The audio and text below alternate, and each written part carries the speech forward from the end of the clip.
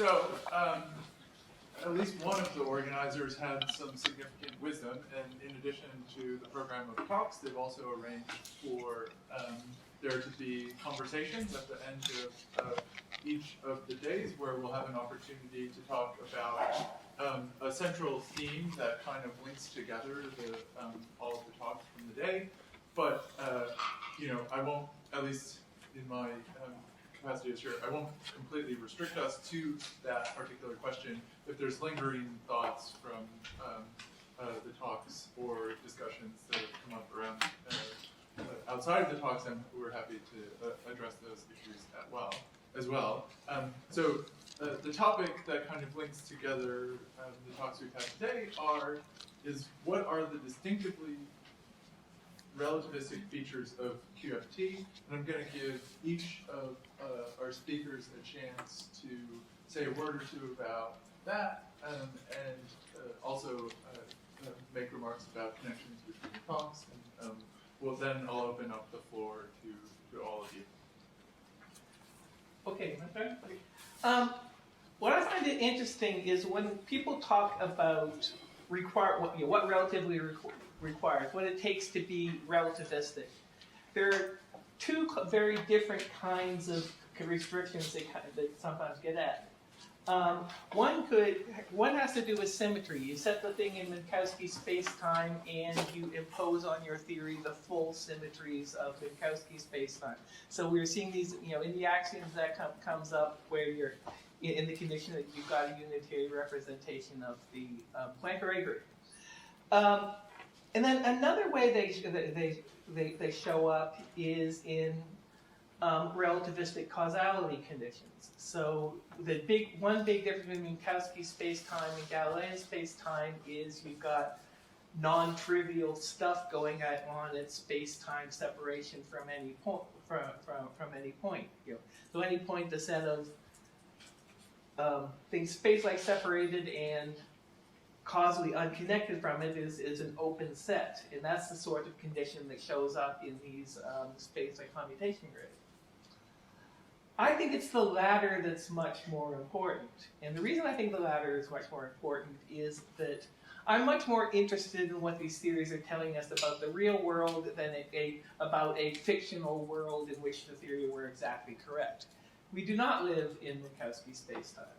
We apply quantum field theory formulated on Minkowski space-time to little patches of our world, to scattering events at CERN and stuff like that. And the rationale for doing that is that over the time in distance scales involved, curvature is irrelevant, so we can pretend that it's in a flat space-time. So, and so when I talk about, can certain theories be really relativistic, for the most part, I'm not completely uninterested in the question of whether the theory can live in a flat space-time and satisfy the full symmetry group. I'm much more interested in the question of, well, does it require a distinguished relation of distance simultaneity? Can it live in a space-time where there's non-trivial things going on at a distance which are causally unconnected from that? And that's also a feature that survives the transition to general relativity. I expect it to survive a transition to some other deeper kind of space-time. I have friends who are Bohmians who say, no, that's not going to be the way it is, that behind the scenes there's going to be a distinguished relation of distance simultaneity. But one question that's motivated me is, well, can we make sense of quantum mechanics without going to something like that? I'm interested in possible worlds which are not actual worlds and might be outright fictional. I think maybe in contrast to Wayne.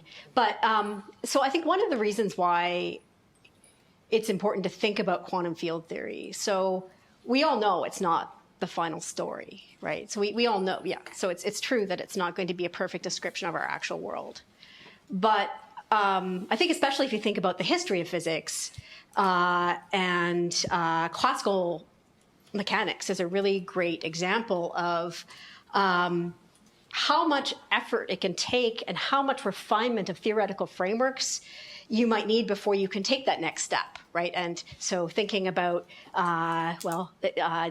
Newtonian mechanics, right? And Newton's Principia. And if you go back and read it today, it's very different than what you would find in a classical mechanics textbook. To skip a lot of really important history, it took several hundred years of developments to get to the point where you have Hamiltonian formulations that we would now recognize, or Lagrangian formulations of classical mechanics. And that seems to have been a really important input into quantum theory, which is the next revolution. So I think one of the reasons why it's important for physicists and philosophers to continue thinking about quantum field theory, even though we know, in all its glory and details, and just pretending that it applies everywhere and is the right theory, is because there might be more that we need to learn about quantum field theory before we can take the next step, which we think is some version of quantum gravity. So just sort of to add another perspective on this kind of question,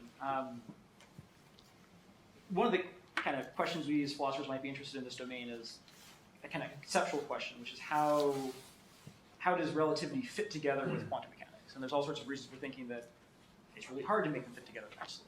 And certainly one of the things we should be interested in investigating vis-a-vis that question is, could they exactly fit together? Could we have an exact quantum mechanical, exact relativistic theory that's valid at all length scales as fundamental? We have good reasons to think our world isn't that, which means that we want to be careful about drawing inferences from this about actual metaphysics. But if there's a conceptual question, which is can you fit these two theories together exactly, then certainly studying exact QFT seems to be part of that question. And of course, what's really interesting is that it seems like in order to fit them together exactly, you get all sorts of non-trivial constraints on the structure. So you have to have a CPT connection, you have to have spin statistics connection, which is not prima facie obvious. And to throw out kind of one other thing to think about, one of the sort of technical things that ran through all three of our talks that I found interesting is the Leader Theorem. Right, that's what causes the problem for Wayne. It's what underlies a lot of the analytic continuation arguments in your talk. Or is a consequence of them? It's a consequence of them. It's deeply tied. Like the Leader Theorem is a consequence of locality, spectrum condition, microcausality. Or locality, spectrum condition, and covariance. Yeah. Right, and so there seems to be something interesting about combining those three things together in a quantum theory that entails these strong analyticity properties and also causes interpretational problems. But what's interesting from a physical standpoint is it seems like the physical analysis that seems to be a sort of an infrared effect. It's tied to these really long distance correlations. And so it might be the kind of thing that you'd expect to survive in effective field theories.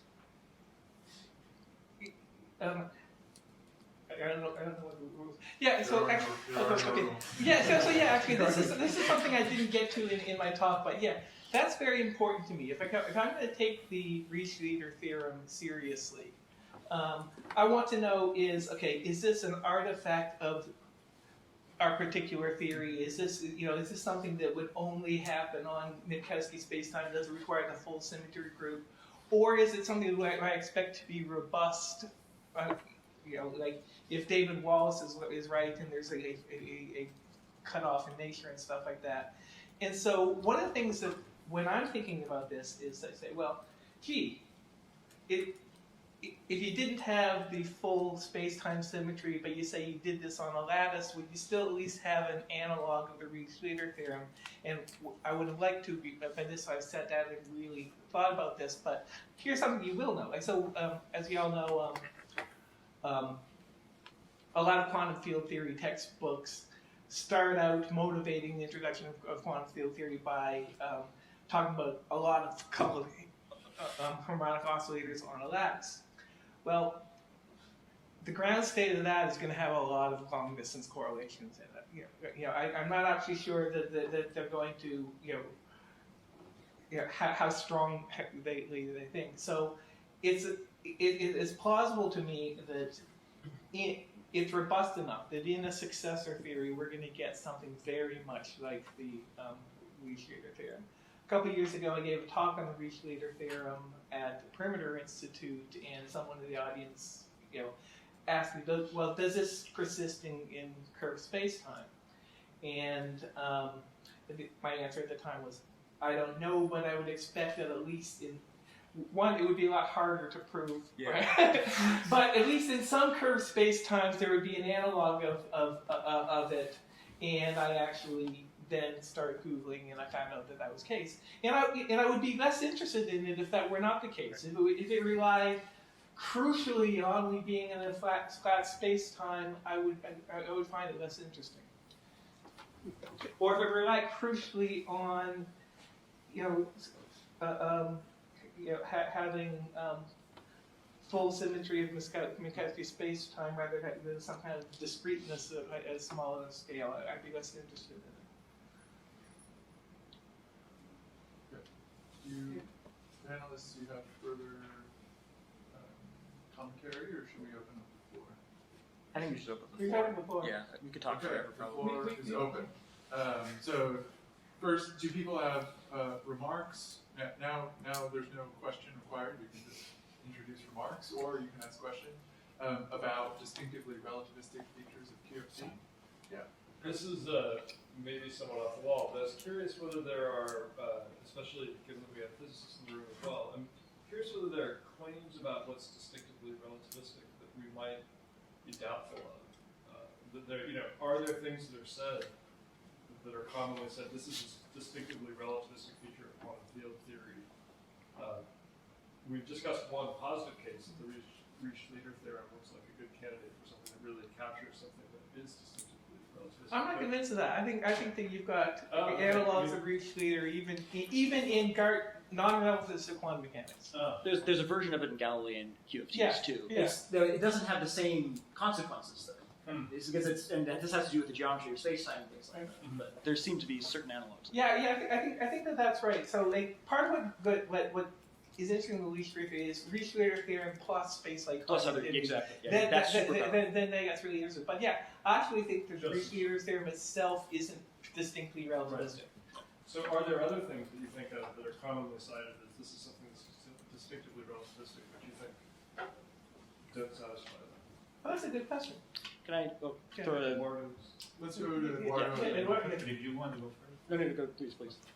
To me, I'm basically aligned with Wayne here. What is distinctly relativistic of a QFT is the known signal, as in there's no possibility of faster than light signaling in a quantum theory. If I get a quantum theory, a constructive quantum theory, and I do a small perturbation in a localized, in a bounded open set of spacetime, then what I do here cannot be, if the theory is well formulated, cannot be transmitted to. And in fact, there are cases, I'll discuss some of those tomorrow, that even if you allow things that usually in quantum mechanics are okay to do, then you spoil, even though you have a well-constructed quantum theory, you allow some things in it that spoil that non-signaling characteristic of the theory. That is, to me, considered, you're not doing the right thing, it's not capturing it's not compatible with our relativistic description. I personally would say that the non-signaling of the theory, the non-faster than light signaling of the theory is what makes it genuinely relativistic. And it's definitely the signature that you look for. To me, all the rest is consequences of it. Okay, Sebastian had a finger on it? Yeah, this is a comment or a question, depending on how you put it. But regarding that point, presumably, at least one of the problems some people in the literature raise against Bohmian mechanics is that it's not relativistic, or that's the claim. But if if being relativistic is just to satisfy the node signaling theorem, and as far as I understand, Bohmian mechanics does, then they don't have anything else to do. It's relativistic. So I don't know if this makes sense, but I think I'm not sure if that's the relevant sense in this case. Okay, here's what I want to say is that I almost entirely agree with everything Eduardo said, except I think what really counts is the no superrulable causation. So nothing I do over here has a causal effect over there. Signaling is one kind of that. Right? If I have signaling at a distance, then I have causation at a distance. But there are there might be cases where I'm doing something over here, and it has an effect over there, but we don't have access to exactly what that effect is, so we can't exploit it for fake signaling. That's the case. That's what goes on in the Bohmian mechanic, in Bohmian case. We have action at a distance, what I do over here has an effect immediately over somewhere else, but I just don't have enough information about the state in order to actually exploit that particular. I don't know if you would accept. I think this is a friendly amendment to what Eduardo said. That what really counts is no causal relations to the distance. I would say though, again, if I take the purely instrumental point of view though, I would say the two are indistinguishable from the physics point of view. As in, like, if you cannot really transmit, if you cannot really detect the acausal signaling, it's as good as not having it. Again, then that's a substantive disagree. So, for example, the Broglie bone theory, it can't live in a really relativistic space-time. It requires a distinguished relation of distance simultaneity to formulate the dynamics. And it is the case that if I do an experiment over here, my choice, if I have a choice between two experiments that I can do, then the result here. So Alice might make a choice of experiments to do over here, and Bob does an experiment, and the result of his experiment does in fact depend on what Alice did. But they don't. But they don't know what the dependence is. And I agree with you. So they can't use it for signaling. Okay, I agree with you that to me, to be right with your correction to what I said is what I mean is like there's no an experiment on B bounded region that is space-like separated from A cannot depend on A at all. Yeah. For me to consider relativistic. Yeah. Okay, good. Yeah.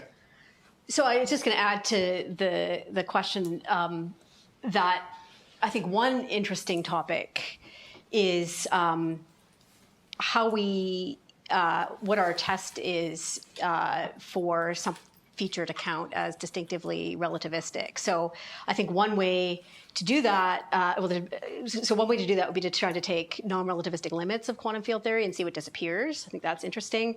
Another thing to do would be to try to compare, as Noel just did, relativistic quantum field theory with Galilean quantum field theory, right? So that's interesting. You get into some issues, though, related to the topic of my talk when you are thinking about these like Euclidean models that are floating around, right? Because some of them, so for example, I think of Hogg's theorem as being a distinctively relativistic feature of quantum field theory, which is something you can prove an analog version of it in the Osterwalder-Schrader like Euclidean version of quantum theory, the Euclidean model. But to me, that doesn't count as undermining its special relativistic nature because, well, first of all, the model's not physically interpreted. So I think whatever you're comparing your relativistic quantum field theory to should be a physically interpreted model, like minimally, to be able to figure out what the distinctively relativistic features of QFT are. But then you're also running into problems because you have formal structures which are carrying over, but physical interpretations, if there are any, are different as well. So, well, it's also somewhat unsurprising because on the Euclidean side,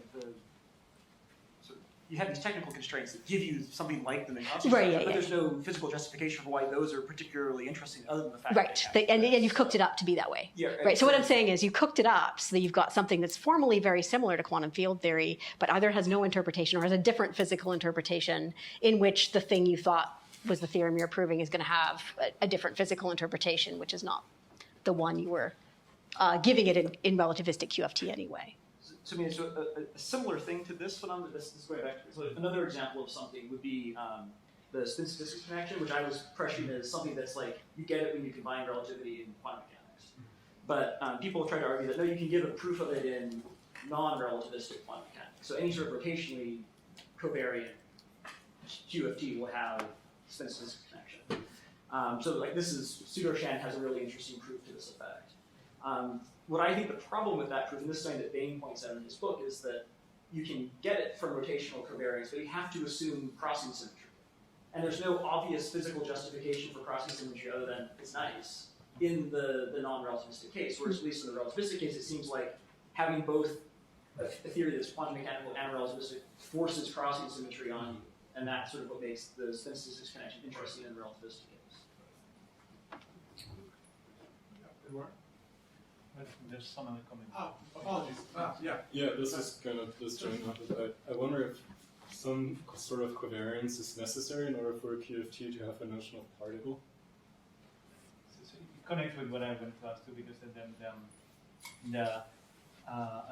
I was about to say that there's something else that I would not call relativistic, even though the signaling alone may not be enough. I'm thinking about it. I also require some notion of covariance, as in like some relativity principle, and that is not exclusive, of course, of relativistic theory. But I think, in my opinion, to call a theory relativistic, like when I have an objective experiment, the outcome of an experiment cannot be observer dependent.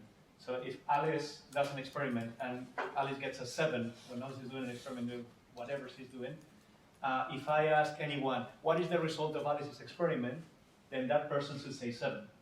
That's a notion of covariance. That's a notion of relativity, if you want, but not relativity in the sense of Einstein's relativity. It's the kind of Mach kind of relativity. So it's a notion of, I want to be able, the theory, whatever it is, I should be able to transform to my frame the results, and if I make a prediction about the same physical observable, as in like, okay, for me, if I do the experiment, maybe I get a 12, but if I describe what Alice is doing, I should still get what Alice got. That notion of covariance, I think, is necessary for me to call it also relativistic. Without that, I can have non-signaling, but also something that I would not call a relativistic theory. Still, I don't know if that's an opinion still. I think that kind of covariance you're talking about, I think is important in all physics, Yep. and it applies in like, pre-relativistic physics and all sorts of stuff like that. That doesn't strike me as a distinctively relativistic. Quantum mechanics, like regular quantum mechanics, sometimes lacks this. Non-relativistic quantum mechanics, there are cases in which people, depending on your interpretational choice of quantum mechanics, you lose that notion. So that's why I'm Say that again, I'm sorry. in non-relativistic quantum mechanics, sometimes you lose the notion of covariance, as in like the same experiment, the outcome of the same experiment will be described by me the same way, depending on your interpretational choice. Can you say a little more what we have? Right. So it's not true that all physical theories and frameworks would agree on that the outcome of a particular experiment as measured by someone would be the same if I describe it. For example, quantum mechanics trying to interpret in a many worlds kind of way, trying to interpret the outcome of individual experiments. Oh, yeah, okay, it's tricky because with a many world, like when you say the outcome of the experiment should be described by the same everyone, that presupposes that there is such thing as the outcome of the experiment. Right. Whereas in many worlds types of situation, there is no such thing as the outcome of the experiment. So I actually don't think that in that case, different people are describing the same thing differently. I think that different observables in different worlds are describing different outcomes. So they're actually describing different things. So. So can we move back to the question? Yeah, because the question had to do about particles too, right? Yeah, do we need some kind of covariance to get some kind of particle concept? Doreen, you're the expert on that. So you're thinking for free theories, you need to have a privileged Hilbert space representation, right, in which you have a. Could you speak up a little bit? So the question was about covariance in particles. And so you're thinking about having a notion of particle for three theories in Minkowski space, right? Which you then lose if you don't have the Minkowski symmetries. Is that what you were thinking about when you? Maybe not necessarily just in a free case. I just feel like translation variance is presumably required. Yeah, so this is that enough, or do we need more? In like the broader more covariance. Yeah, so like in the broader AQFT literature, you'll see references to these things called quote, particle representations, and what they mean is any representation where the translations are unitarily implemented and satisfy the spectral condition, and that's usually viewed as like a super kind of minimal necessary condition to begin talking about particles. Maybe it's not enough to talk about lots of features of particles, but that's sort of like a usually treated as a kind of minimal necessary set of conditions. So you do need some kind of covariance. Yeah, because you need to be able to talk about the mass spectrum. Typically, the thought is like, what are particles? Well, they're the kinds of things that are little clumps of mass somehow. And so them talking about that you need sort of the Casimirs associated. Yeah, with so that. because to even talk about the spectrum of the generators of the group of translations, you need some kind of group of translations. Yeah. But I think then there's a lot of philosophical issues about what else you need. Yeah, I mean, for one thing, I think, for example, you could have a, quote, particle representation, but where the split property is violated. So you have some kind of like infinite spin representation. And then it's not clear that you can like count up the thermodynamic properties of bounded regions in the right sort of way. And so it's not even clear what you have of really quanta or particles in normal sense, even though you've got some representation of the translations and a mass spectrum. It's like infinitely degenerate. It's really messy. Okay, Ben, you have a... Yeah, well, it's maybe sort of related.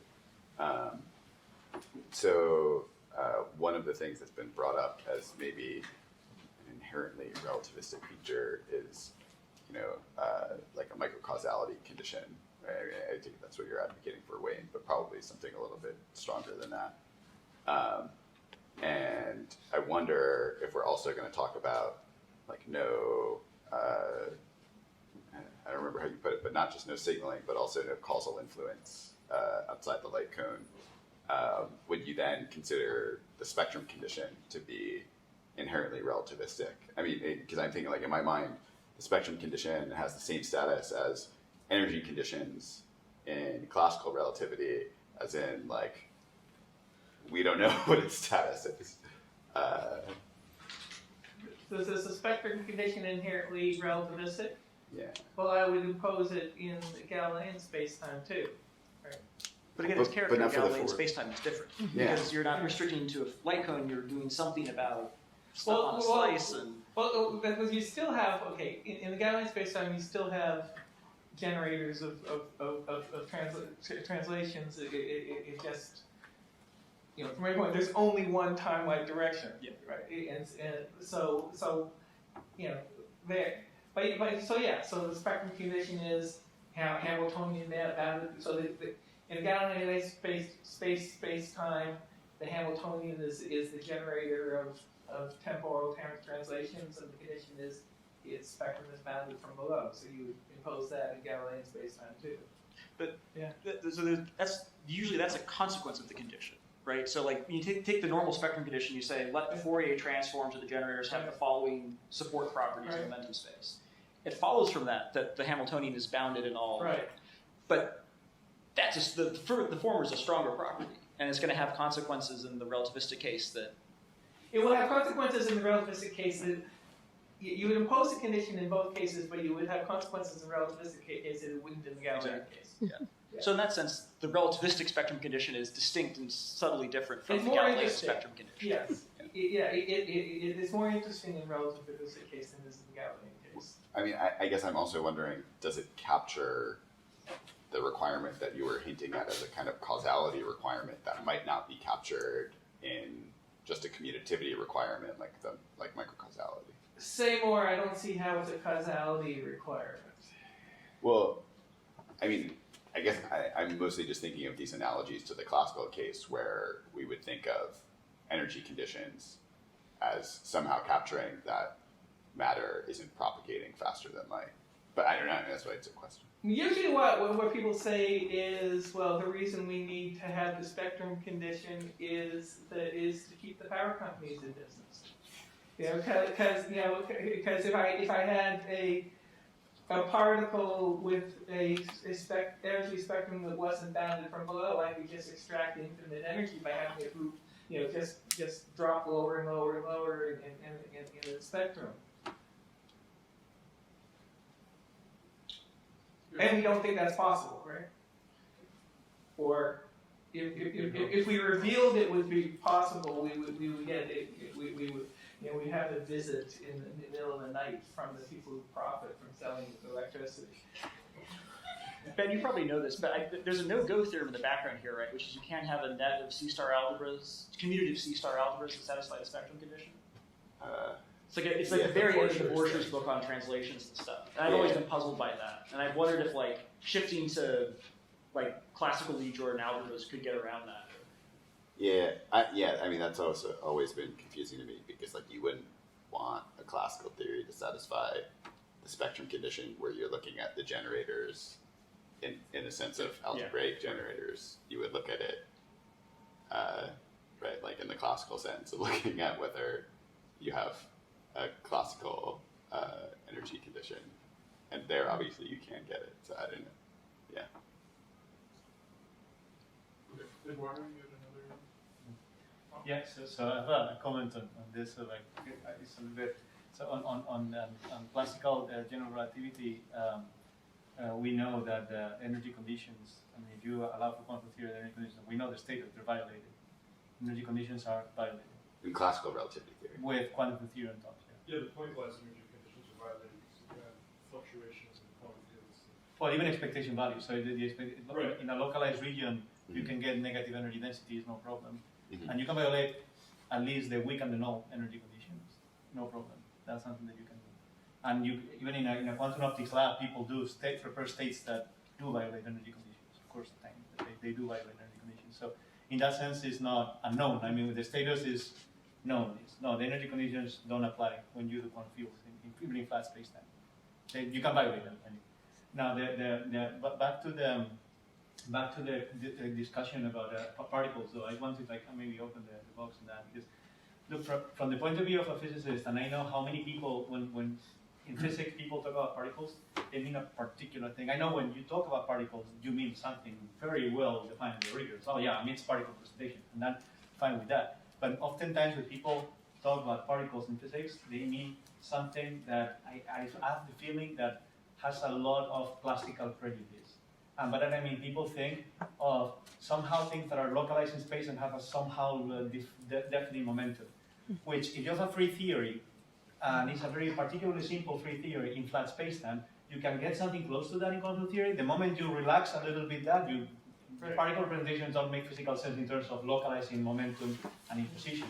So in physics, often, like talking about, and I'm going through taking the view of Viv Andrew or Wald, that particles are what particle detectors detect, which is more a instrumental kind of view, which is like, well, yeah, we do have objects that kind of like detect and click when we declare the detection of a particle, right?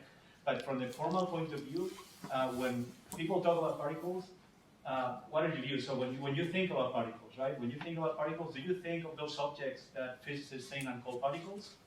Or do you think about some particular theory admitting particle representations and then not related in principle or separated from the localization in momentum and position, which is what, again, I do feel that the notion of particle is an obsolete one in the sense of the usual physics phenomenological way, because it assumes the ability to localize in position and momentum in some sense. Something that people think of balls coming. When people talk about quanta, they always draw a little ball.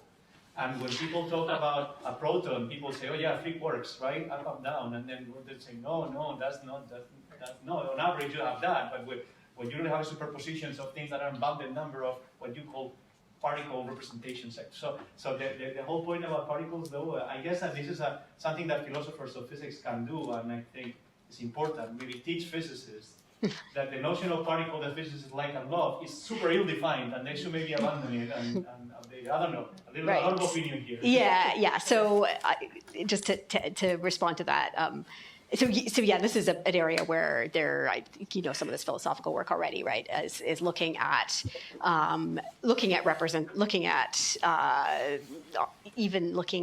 simple free quantum field theories. Then you can pose these questions, right, about localization, and you can determine which relativistic properties of the quantum field theory mean that you cannot localize your particles within finite regions of spacetime, right? So so there's a lot of work that's been done on this. It's also philosophers have thought about what to say then, right? You proposed a sort of detector model. That's one way of going, right? Is to take an instrumentalist approach and retreat to the level of the detectors, and so particles or whatever detectors detect, and we don't care what properties they have in the world. That's not something that we're interested in. But there's other possibilities as well, which recognize that there are all these properties which the things that we call particles in our particle models don't have, which we would expect real physical particles to have. And so then there's various other versions of retreat which can be to say things like, well, particles emerge in certain special circumstances, and so it's, as an approximation or some sort of shorthand, it's okay to, like, we talk about tables and chairs, even though they're made of other types of fields or whatever they're made of, right? So similarly, you can say particles have the same kind of emergent status. That would be another alternative to saying that particles are whatever particle detectors detect, for example. So, but I agree with the point that this is something that would be worth being better known in physics, and I'm interested in whether what attitude you adopt then would affect the way in which you do physics and construct new models and that kind of thing, right? Actually, there's another. It was something about something that Eduardo said, so it's in this sort of thing. So when you call this very intuitive picture of a particle-like entity classical, I would say it's more like non-relativistic intuition rather than purely classical, in the sense that in non-relativistic quantum mechanics, I think it can still be fulfilled. So, I mean, if you call it classical because we're having this picture of something that has a definite position and momentum, like a trajectory, and with like velocities that you can, like, but then we don't have specified position and momenta in quantum mechanics, but we have position momenta operators, for example. So up to the uncertainty principle, I think we can still consistently talk in these terms of, like, localize beyond, like, as much and all this. So I don't think it's like really just a clarification thing. I don't think it's a classical intuition. It's really more like relativity that ruins it in this sense. So even in like non-relativistic quantum mechanics, you can still consistently talk in this sense. So I would say that non-relativistic quantum mechanics still admits a particle ontology if you want. So to answer that, the way I call it, the reason I call it classical is because if you want the notion of particle, it's a very classical one in the sense of the very beginning. People thought, oh yeah, you have a particle of mass m with momentum p, position x, and now we have quantum mechanics, and in quantum mechanics you cannot localize in both position and momenta, but people would say another thing. Oh yeah, we can amend it. Let's tolerate a notion of particle that allows for me to have like a decently localized excitation in position, decently localized momentum. That's fine, and you have the notion of position, the notion of momentum, and everything will be fine. In that sense, I agree. Then things become go off the window when you do relativistic theory. So I agree that the problem really comes for real. But then you can argue about localization, like, okay, but then the particles in the classical sense are compactly supported localized. And then if you compactly support it localized, then you have troubles with the localization in momenta, even in quantum, in non-relativistic quantum theory. So I start thinking that it's kind of a way, we have the notion of particle, which is fantastic in classical mechanics. If classical mechanics was the only thing, then the notion of particle is amazing. It's very intuitive, connects with what we see in the world, because this thing seems to be here and have a definite momentum, and it's kind of nice. Now, when we go quantum, we try to amend it, and we still can't do it. We try to impose it, and then, again, this is opinion, huh? We try to impose it, and then we manage to do that. And in QFTs, when the thing goes off the window. And I think connected with what Doreen said, which I so agree with that, I do believe, and the reason why I have like strong opinions about that is because I believe it does influence how people do physics and where the money goes in physics. The way in which, at least in the past years, right, there's a lot of money allocated to a particular kind of research that relies a lot in particle interpretation of things that are going on. And there are, for example, you have the problem in quantum theory, the problem of infrared divergences that is not much talked about, but it's also strongly related with really insisting on having a particle interpretation of things that are eigenstates and momenta of a free theory when you really don't have a free theory.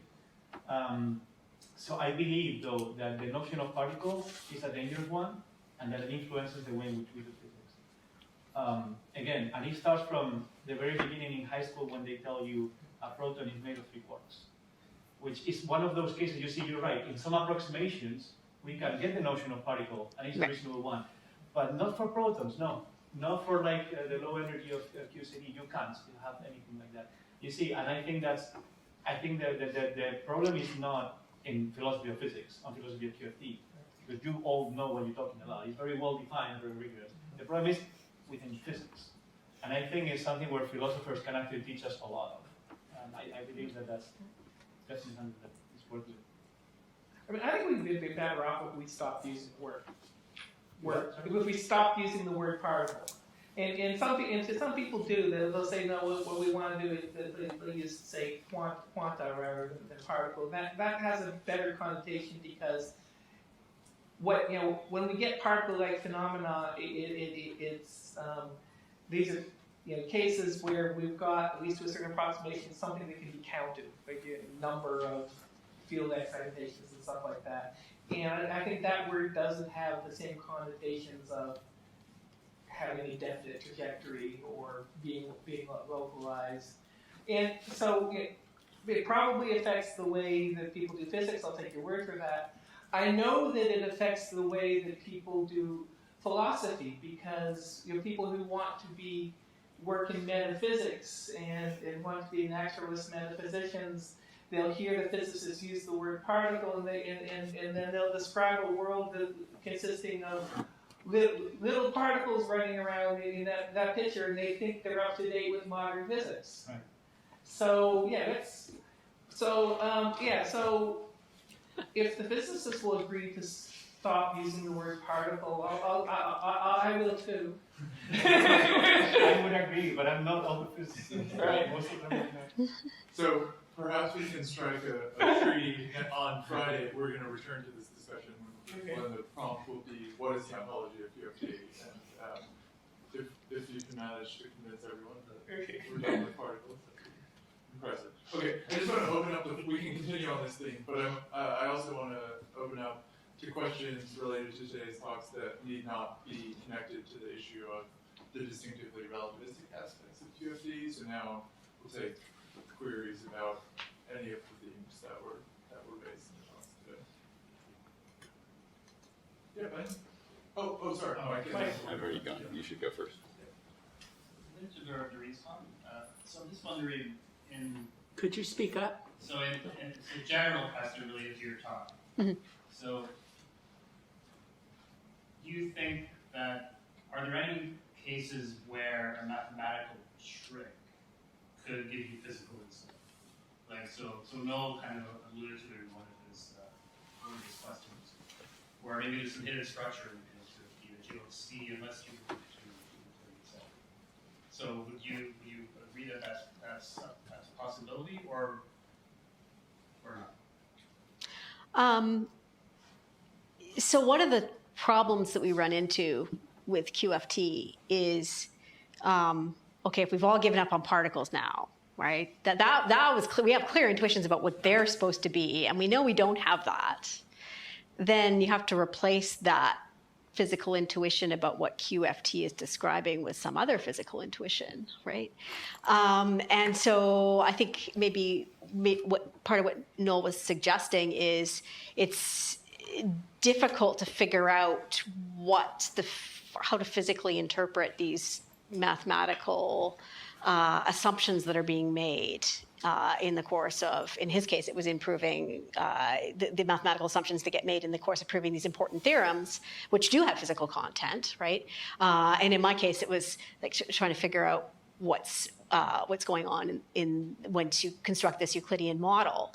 So maybe the hope would be if you shift the mathematical frame a bit, then that's just going to give you an idea about what this mathematics would naturally physically represent. So I think that's possible. Of course, once you've made that mathematical transformation and you're dealing in Euclidean space, I think maybe this relates to Eduardo's question, then it seems like you're farther away from having intuitions about what's actually happening in the physical world in a lot of respects, right? So it seems like you're getting farther from the thing you wanted. So that would be my worry about that. But I think it is possible. did you have thoughts? I was here. So the general question, can a mathematical trick ever lead to physical insight? Certainly it can. Right? And the one that comes to mind is that Lorentz, in proving his theorem of corresponding states, makes this change of variables that he thought was just a formal change of variables. And he thought this P prime I'm introducing doesn't have any physical significance except that it allows me to relate these states to this. Then Poincaré and Einstein come along and says, no, that actually does, that coordinate you introduce actually does have significance as a time variable. So that led to insight. It was introduced as merely a change of variables to relate states stationary with respect to ether to states moving with respect to ether. He didn't originally think of that coordinate as measuring any kind of physically significant time. And he actually was getting at something very important about the structure of the world. He just didn't know it. I mean, gauge fixing conditions in general, right? Like, you fix a particular gauge and a particular bit of structure jumps out as being salient that's totally hidden in another gauge. Yeah, good. There are rather powerful arguments against the intuitively repeating idea that time has an intrinsic direction, or that there might be actually an objective flow of time. And some of these arguments, I think, are drawing their force from classical relativity theory, right? Because there is no privileged spacelike or hypersurge, so that could be the global now, whatever. Do you think these arguments get any stronger or weaker or interestingly modified in a quantum field theoretical setting? Well, I mean, one way they immediately get modified is that you typically always have a time reversal, simple time reversal symmetry in like classical theories. Right. And you may not have that in a quantum field theory, but you always have a CPT transformation. So questions about simple time reversal get reinterpreted in terms of the CPT reversal just re-describe the world in a new way. Is that a substandard? I mean, I'm not totally sure if I want to identify CPT reflected worlds as being physically equivalent. I can see an argument that they should be. I do think it's really interesting that there's a sense in which, again, combining relativity and quantum mechanics meaning that laws can sort of somehow pick out a preferred direction of time, but they can only do so up to a choice of handedness and charge. And that's totally weird and bizarre and doesn't seem to arise in other theories, which is interesting. Ben, Yeah, mine is a kind of small question for Doreen and Noel, which is, so Doreen, you said that the analyticity properties that you need to extend your Whiteman endpoint functions follow from, let me see, I wrote it down, follow from spectrum microcausality covariance. Okay, and those were assumptions that you were willing to make at the start, Noel. So, but then you were talking about other analyticity properties that one needs to add. And so, yeah, I guess the question is like, what's going on with those other analyticity properties? So mine was a bit confusing because there's two levels in my description. So there's, and so the relevant properties for establishing the analyticity conditions were the versions of those things that apply directly to the vacuum expectation values. Okay, but I mean, presumably if you have So in Whiteman theory, right, the field operators are smeared with functions that have nice support properties. That gives you a whole bunch of like analyticity for free too, which are missing in the algebraic side. So like covariance for Whiteman fields is way more powerful vis-a-vis analytic continuation than covariance for algebras, C-star algebras of observables. So one of the things in the algebraic side that's tricky is you don't get as much analyticity for free, and you're trying to find where it's coming from. And in some cases, it seems like to add additional stuff in by hand that you get for free on the Whiteman side. At the same time, the counter-argument is, yeah, but on the Whiteman side, you're working with gauge-dependent field variables that don't have direct physical significance. It's actually not clear where this analyticity is coming from. Whereas on the algebraic side, you have arguably a better grip on where, in the physics, that analyticity is coming from. Okay, so I mean, it may be impossible to answer my question then, but the question is sort of like, are these extra analyticity constraints, the Borchers one, like the B analyticity and the... Yeah, I'd like those to be derived from something more physically motivated, because those are super, they're just, these are the technical conditions that need to be the case in order for wedge duality. Yeah. But I mean, I guess the question is, do you think of those assumptions as being more or less than the analyticity assumptions that Doreen is talking about that allow you to do analytic continuation to Euclidean field theories? Oh, okay, well, two things. One, you get them for free because of the thing I said earlier, you get that additional analyticity for free. So the Bayesian-Wickman property follows for the... okay, so they're less. Well, you get them for free from the support properties of the Whiteman functions. But the other thing is that this is all sort of orthogonal to the whip rotation thing, or potentially orthogonal. There's analyticity arguments all over the place. One of them involves whip rotating to a Euclidean field theory, but this other thing I was talking about, none of the things I was talking about immediately had to do with that. They're talking about, does some random vector value function that I'm interested in have nice analyticity properties? And the cool thing in algebraic quantum field theories, in many cases, those vector value functions have a kind of clearer physical interpretation than similar functions of Whiteman fields in the Whiteman setting, even if the Whiteman ones automatically have nicer properties already. Do you agree with that, Rod? Yeah. I guess then my fault. Did you want to follow up, Ben, or? No. I guess my follow-up question for you then is asking you why, in your context, you really think you need a physical justification for those extra analyticity properties. Okay, well, the extra ones, because as far as I can tell, they're physically unmotivated, other than I want to prove this thing. But so for example, probably the easiest thing to do is just pretend we're in 2 dimensions.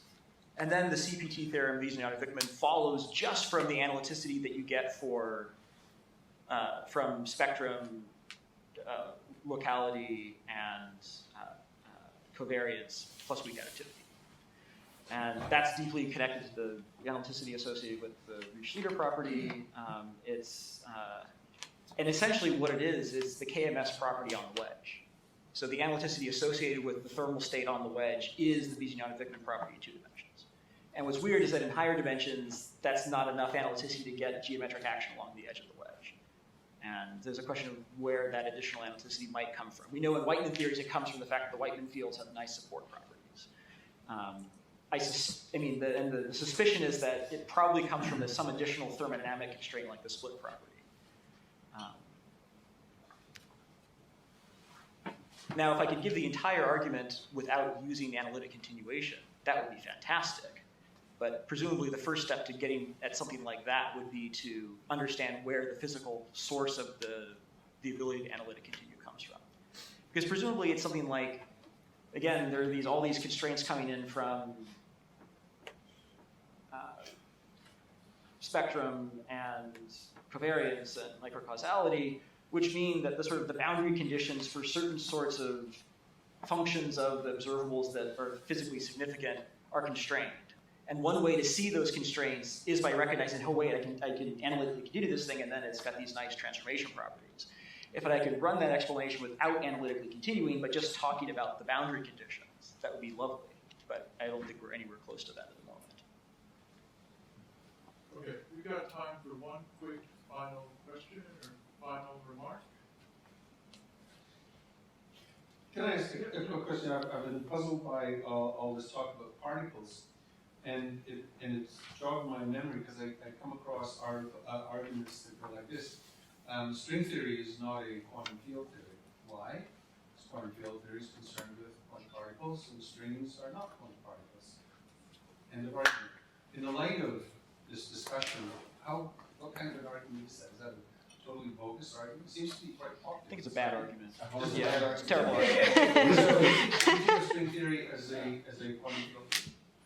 I think there are ways to think of it as a quantum field theory. I think the jury's out on whether or not it should be interpreted that way, or the best way to interpret it is that. That's interesting, but at least it's an up in the air question. I think it's an up in the air question. And also one other thing to point out is that if you start thinking about what's a point particle, as well as an emergent thing, it's some kind of bump or ripple in this quantum field. it's a bump or ripple that has certain kinds of properties that make it reasonable in certain cases to talk about it as a point particle. But you could have other sorts of bumps and ripples that are more like strings. And actually, one of the motivations for the super selection picture that I talked about, the Buchholz-Friedenhagen picture, where you have charge states that are localized in space-like cones, is that what are the bumps and ripples that would be associated with charge structures like that? Strings that are extended out. And so you can actually talk about string-like excitations of a field in the BF picture, and that's an important part of the physical motivation for it. Okay, that was quick, and there's one more remark here. So I want to ask something about the Leader Theorem. Yeah, so there's this intuition that it has something to do with the existence of vacuum entanglement. And even though it seems to me that things that go into the assumptions don't really have to do anything to with like vacuum entanglement, it's more of like the conclusion of the theorem that has to do with it, because it says that the vacuum is a cyclic state. So like by acting locally on it, you can generate any global state, which a separable state cannot do. Right. So it seems that like entanglement is necessary, but in some sense I'm not sure if it's sufficient or what.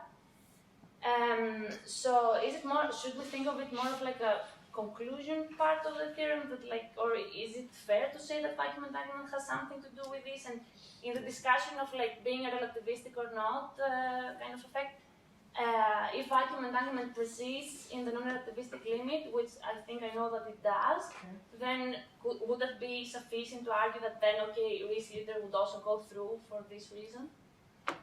So entanglement isn't sufficient for the Leader property, but it's necessary. Yeah. So I think I agree with what you said, that if I tell someone that the quantum field theoretic vacuum is entangled, and they ask me, well, how do you know? One way to show them that it's entangled is to say, well, it has the Leader property. That's a symptom, because that is, entanglement is necessary to have that. That's one way you know that it is entangled. Does that answer your question? There's a bunch of, so like there's a good Halvorsen-Clifton paper on like generic entanglement and space-like separation, and the primary ingredient in proving that you've got violations of Bell's inequalities at space-like separation is the Riche-Leader theorem. Yeah. So in that case, it's sort of like a consequence of the Riche-Leader theorem that you get this kind of entanglement. But it may not be, I'm trying to remember what there are additional assumptions that go into it.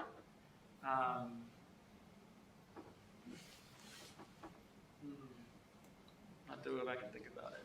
It might also involve the type 3 property, which is a bit nasty. So. And then is type 3 purely relativistic? No? Oh, that's another, I think, distinction. So here's another distinctively relativistic thing. Yeah. In an exact ultraviolet complete quantum field theory that satisfies something like the Hogg-Kossler axioms, we expect the local algebras to be type 3, which are thoroughly interesting mathematically and weird and crazy. And those don't tend to pop up anywhere else. And whether or not that's the kind of thing that survives in effective field theory, I don't know. I'm starting to doubt that's the case. But it may still have interesting consequences for effective field theories, even if the local algebras are no longer type 3. Okay, on that note, I'm going to draw formal proceedings to a close. Let's thank our speakers once again. You get type 2 by Noel algebras and quantum system mechanics too.